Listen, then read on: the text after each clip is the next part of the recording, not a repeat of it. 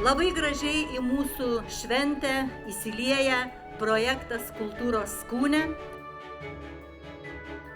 Kurie dar nepabuvojote Kintai Arts rezidencijoje, dar būtinai užsukite. Dabar galima užėjus pamatyti net 3 parodas Pamario krašto atspindžiai.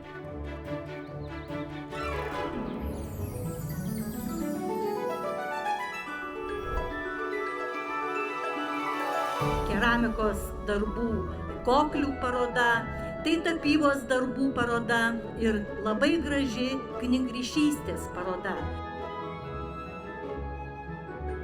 Netrukus mes pakviesime jus į Kultūros Skūnės amatininkų turgelį. Jau pasklido kvapas žuvienės, jau kepami vofeliai. Eisim žvejoti, duok Dievs laimėti, važiuosim į turgelį, važiuosim į turgelį.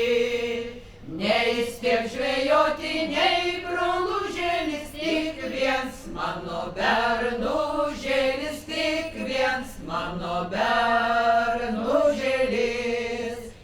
Čia su Kultūros Skūnės projektu mes susidraugavom su amatininkais ir norim parodyti, kokių gražių amatų turim. Ir šiandien visą dieną nuo 2 valandos žmonės galėjo lipdyti, galėjo dažyti, vėtrungėlį galėjo pasidaryti. Į turgelį važiuosim, į turgelį.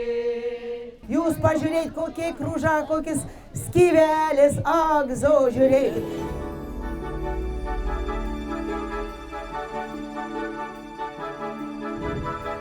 Igor visks rankom ir išaustane. Turim iš Šilutės, kur su žalvariniais papuošalais darbuojasi.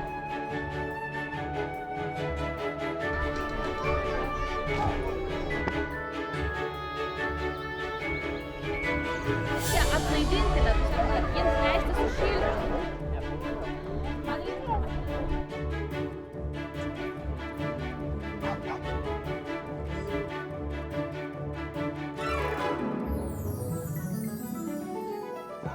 Vainikėlis, ei voliunigėlė, kam tu ten regėjai, štrai, rai, ralalai, kam tu ten regėjai. Aš regėjau 3 mergelės, žlugta marės kalbent, štrai,